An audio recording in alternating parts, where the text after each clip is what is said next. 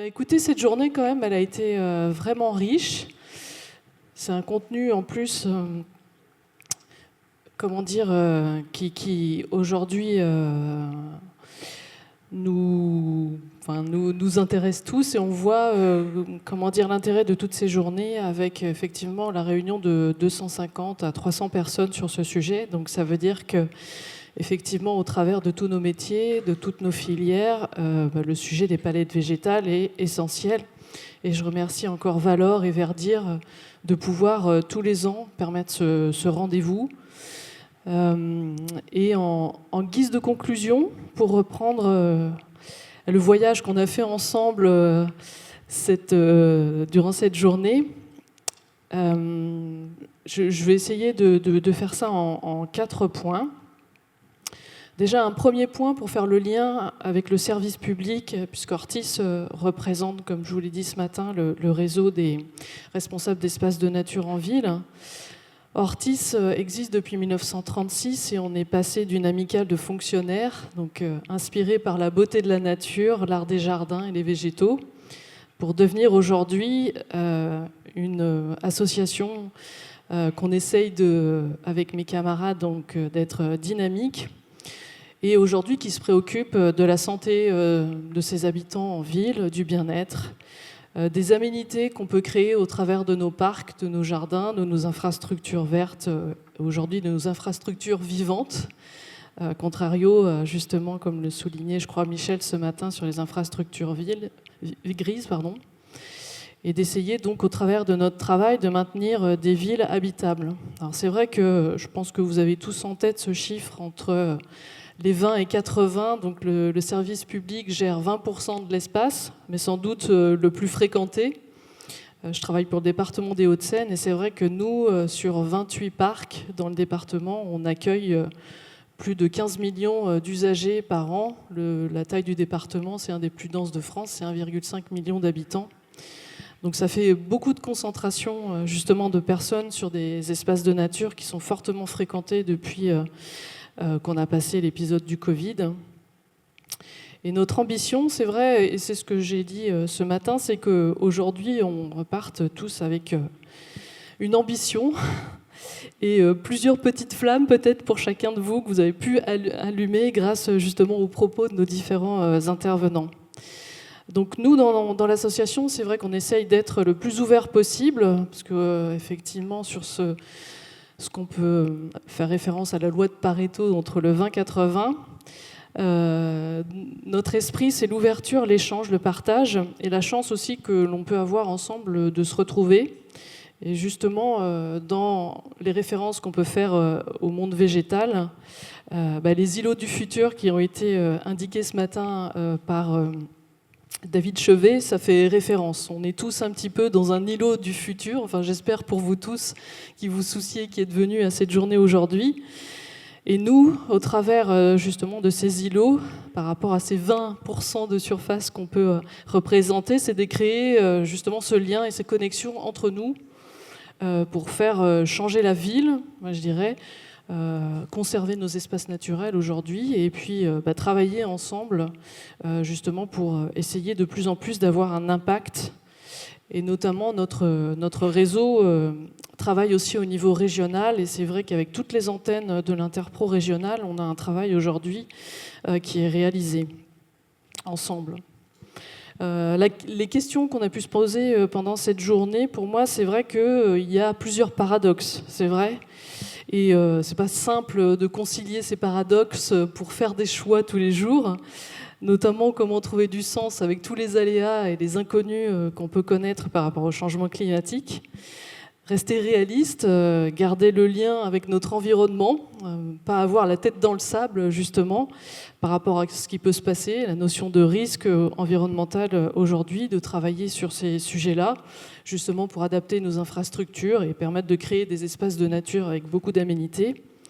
La culture, je dirais à double sens, notamment au travers de ce que peut dire Candide dans le bouquin de Voltaire sur cultiver notre jardin. Il faut le cultiver dans le sens de la culture des plantes, mais se cultiver aussi, comme on fait aujourd'hui, c'est quelque chose, une ressource qui est hyper importante pour le futur justement et pour notre évolution. On a beaucoup parlé aussi de l'écologie, le patrimoine naturel contre l'écologie, donc contre des normes aussi qu'on peut nous imposer et donc des limites aussi qu'on peut rencontrer et comment ces limites, justement dans des stratégies, on les contourne, on passe en dessous, on passe à côté, on passe par-dessus, on les respecte. Voilà, il y a plein de chemins qui peuvent se créer à partir de là. Et aussi le beau. Alors c'est vrai que c'est un sujet pour ceux qui étaient présents à la Saline, qui a fait beaucoup échanger. La deuxième idée à vous partager par rapport à cette conclusion, c'est le lien qu'on a pu tisser aujourd'hui entre la constitution d'un paysage et la migration des espèces, puisque c'était un des concepts forts de cette journée. Alors c'est vrai que moi j'aime beaucoup citer Gilles Clément, mais je pense que c'est lui qui a dit que pour faire un jardin, il faut un sol et l'éternité. Donc bon, ça nous crée vraiment là des très grandes perspectives. En tout cas, les questions qu'on peut se poser concernent beaucoup la conservation des écosystèmes, la renaturation. Alors Gilles Clément a écrit beaucoup de choses sur le tiers paysage, sur la végétalisation, la migration des espèces, comment le travail du jardinier doit être là pour accompagner, et donc effectivement faire avec et ne plus faire contre.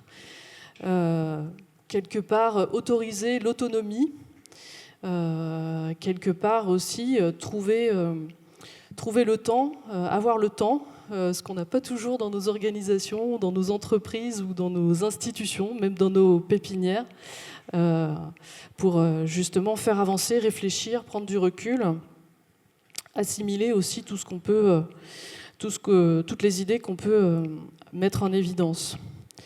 Dans les idées que j'ai pu retenir, c'est vrai de Thierry Eulin ce matin. Alors c'est sûr que le scénario de Trump, ça nous fait pas du tout envie. La désertification, c'est pareil, c'est des concepts sur lesquels on doit justement garder le lien et pas mettre la tête dans le sable par rapport à ces sujets-là. Je l'ai déjà dit ce matin, mais la question de l'eau, la question aussi des sols, la qualité des sols, on l'a vu particulièrement cet après-midi, c'est un enjeu important. Tout ça concorde effectivement par rapport à l'habitabilité des villes, à la nature en ville, qui sont une nécessité. Pour reprendre aussi les propos de Véronique Mur sur l'invasif, donc de déconstruire aussi ce vocabulaire. On en a beaucoup parlé, ça a fait l'objet des échanges sur ce regard un peu anthropomorphique qu'on peut avoir avec le vocabulaire qu'on utilise aujourd'hui. Et c'est vrai que c'est un sujet qui est, je pense, important de questionner. Les plantes, elles sont ce qu'elles sont, c'est pas la faute de l'homme. Donc parler de pionnières, de vagabondes, d'opportunistes, de voyageuses, c'est sans doute beaucoup plus représentatif de l'idée de l'évolution des écosystèmes que de parler des de leur mettre un tampon sur le dos et puis effectivement de les déclarer comme les plaies, les pires végétaux qu'on peut avoir sur un espace et de tout faire justement complètement à l'encontre du concept de Gilles Clément pour les éradiquer. Sur l'intervention de Vincent Fers, ce que je peux retenir effectivement en termes d'invasion biologique, comment on peut retourner justement ce concept avec des aspects positifs sur les espèces et notamment l'intérêt des espèces non indigènes est souvent ignoré. Alors c'est vrai qu'on a eu un bref échange avec Frédéric sur le sujet, mais moi j'ai trouvé que ce lien avec les jardins historiques et notamment la culture des jardins botaniques qu'on a aussi dans le pays est vraiment importante. Parce qu'on a tout ce patrimoine aujourd'hui à notre disposition, parce qu'on a énormément d'archives en horticulture, énormément d'archives de botanistes, de paysagistes ou de jardiniers voyageurs qui ont fait déjà énormément de tests, de choses. Et s'y replonger de temps en temps, justement, pour questionner justement ce concept d'invasion, c'est quelque chose, je pense, qui est à souligner et sans doute à mettre en œuvre dans son travail quotidien. Et j'ai retenu aussi le fait que, potentiellement, par rapport à la migration des espèces, la ville est peut-être un rempart, un stop, ou en tout cas un espace aussi d'évolution. Je trouve que cette idée-là, elle est vraiment très intéressante. Yves Daricot, je pense qu'il nous a tous passionnés sur la question des pollinisateurs. Donc on a tous retenu qu'il fallait au moins 3 pollens dans nos paysages et dans nos espaces. que voilà, le pollen est aussi le fil conducteur du futur. La diversité florale, c'est vrai que c'est une question qu'on n'aborde peut-être pas forcément beaucoup dans nos projets paysagers. Et donc ça, c'est un sujet que je souligne et que je retiens aussi dans les échanges de cette journée. Donc travailler aussi à élargir la période des floraisons pour les pollinisateurs. On comprend bien aujourd'hui tout le sens que ça prend. Et dans cet ordre-là, je pense que l'ouvrage que Yves Daricot a produit sur les arbres du futur est un ouvrage de référence aujourd'hui. Si je continue encore avec David Chevet et l'ONF, c'est vrai qu'on a pu voir que la forêt est en expansion, mais que finalement elle subit une tempête silencieuse. Et là, c'est vrai qu'on a beaucoup aussi insisté sur le fait du silence qui tombe dans nos écosystèmes. Donc l'ONF travaille justement avec beaucoup d'outils. Alors aujourd'hui, on voit que ça reste quand même assez limité en termes de nombre d'espèces par rapport au patrimoine génétique et à la diversité des végétaux qu'on peut avoir dans notre pays. 149 espèces, 37 critères d'analyse, ça peut paraître quand même assez limité justement par rapport à l'évolution et à l'intégration des plantations qu'on peut avoir en ville. La question de l'approvisionnement aussi des végétaux, je pense que c'est des questions qu'on se pose tous aujourd'hui et que là, dans ces îlots où on est les uns à côté des autres, on a sûrement des échanges à améliorer, des échanges à poursuivre sur ces questions-là. La qualité des semences, le choix des semences. C'est vrai que Végétal Local travaille dans ce sens-là. Aujourd'hui, c'est sûr que sur les quantités, ça reste des niveaux d'approvisionnement qui sont limités par rapport à l'enjeu qu'on a en ville en termes de revégétalisation et les besoins qu'on a. Mais effectivement, ce que je retiens, c'est que on est dans une phase de rupture, donc de rupture avec des scénarios à venir, donc dont il faut prendre conscience.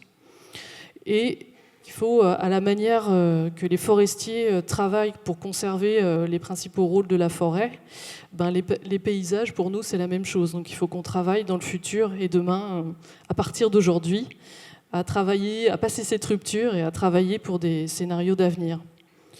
Alors cet après-midi, je pense que par rapport aux scénarios d'avenir, on a pu être assez inspiré par Monsieur Philippi.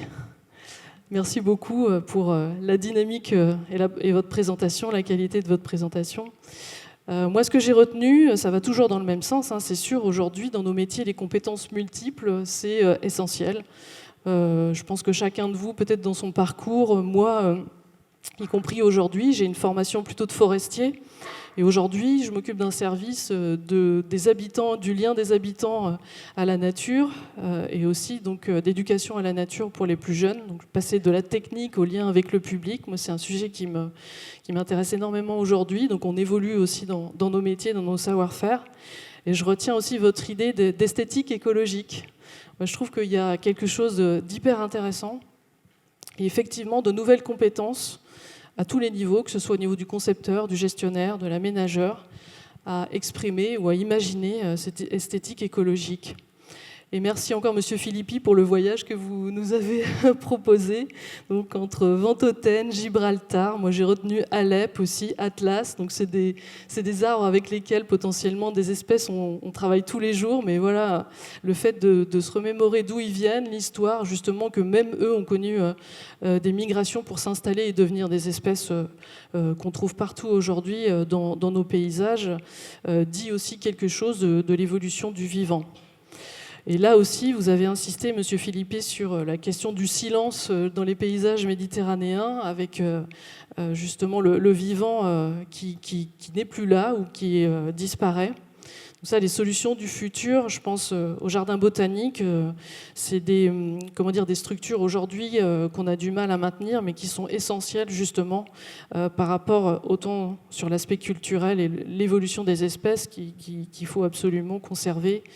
Et toujours continuer à travailler.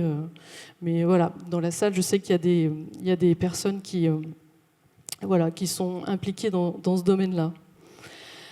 Peter Korn, donc le jardin à haute diversité, pas d'eau, des sols pauvres, des végétaux sans peau, voilà, produits de la manière la plus naturel possible. Ça m'a beaucoup rappelé les images qu'on peut voir de William Robinson et du jardin sauvage. Donc une esthétique pour moi écologique qui va dans le même sens. Réinterpréter les mixed borders, c'est des idées très intéressantes. James Besson, c'est ce que vous avez aussi montré avec votre grammaire. Alors c'est vrai que dans votre grammaire, vous nous avez vendu beaucoup de rêves avec vos photos. On a vu beaucoup de tableaux Excel. J'aurais peut-être préféré voir plus de photos de vos réalisations. Mais on a bien compris en fait votre travail et comprendre aussi l'arrière-boutique en tant que professionnel, c'est aussi quelque chose d'important. Et enfin, donc Petr, je suis désolée pour le Enzalka, je suis désolée pour la prononciation. C'est vrai que les vivaces, c'est un vaste champ d'expérimentation. On a aussi des gammes de fleurs très intéressantes. Et on voit bien aussi que sur ces gammes de végétaux, on a encore beaucoup de travail à faire. Le dernier point que je voulais aborder, quel impact aussi vis-à-vis du public et vis-à-vis aussi de l'évolution de ces paysages qui vont être marquants. C'est vrai qu'on a beaucoup entendu parler de catastrophes, d'extrêmes, climato-scepticisme, d'incendies. Moi, je crois beaucoup à la sensibilisation, à l'éducation à la nature, même dans ce qu'on fait tous les jours. Il faut absolument, à un moment donné, traduire cela pour raccrocher les wagons avec les populations qu'on a dans nos villes. Je pourrais dire aussi comment dire... c'est David Chevet au niveau de l'ONF qui a parlé de l'évolution de la forêt, de l'évolution des paysages.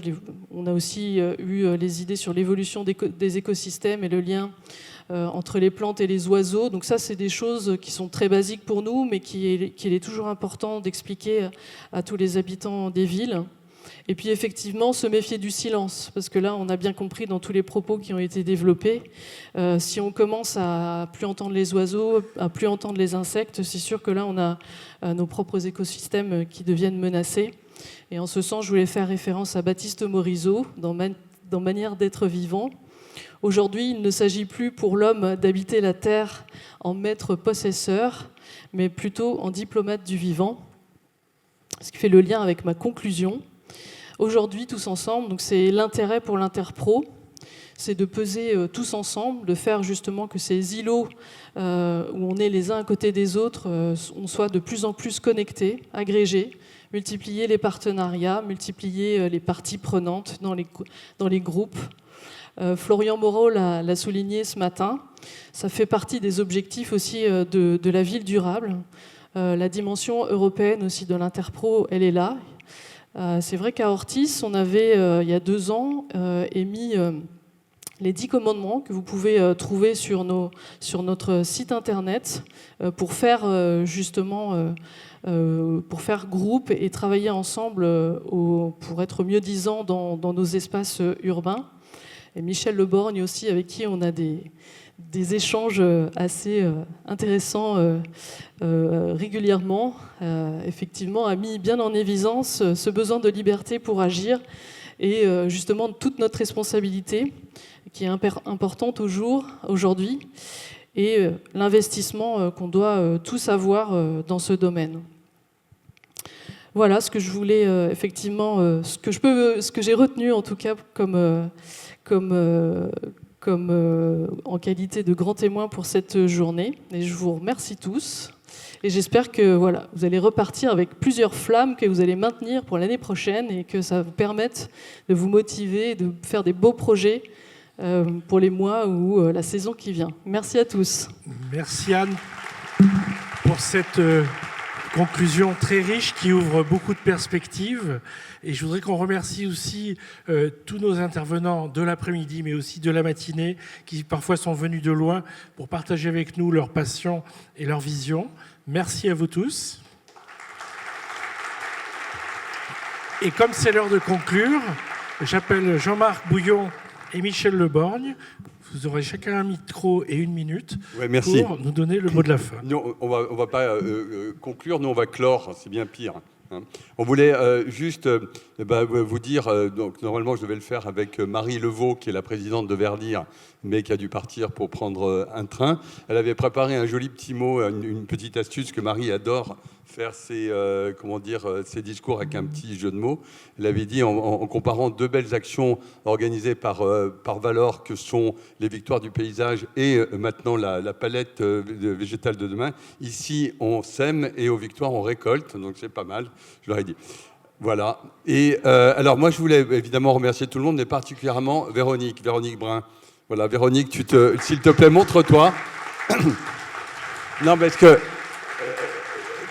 Véronique, c'est la dernière fois qu'elle participe à cette manifestation, et elle est vraiment quelqu'un elle est extrêmement sympa, il est extrêmement agréable de bosser avec elle.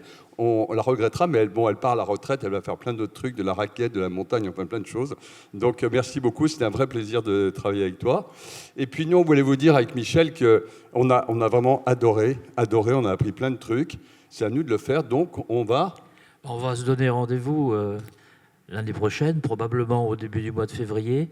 Et comme l'a dit Anne, d'ici là, comme on est dans une période de rupture à tellement de niveaux d'ailleurs qu'il faut faire attention, on va se faire les veilleurs, on va veiller. Tous les mois, on va se rencontrer avec le comité paysage de Valor.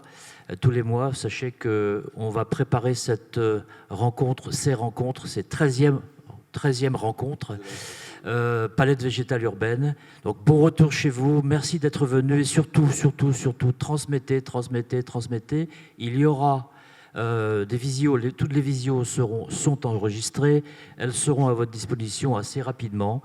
Donc partagez-les un maximum, et ceux qui ont charge de formation, surtout n'oubliez pas de les passer, ça peut se faire sur toute l'année, ça dure une demi-heure à chaque fois, donc profitez-en. Bon retour chez vous et bon courage et travaillez bien, et à l'année prochaine.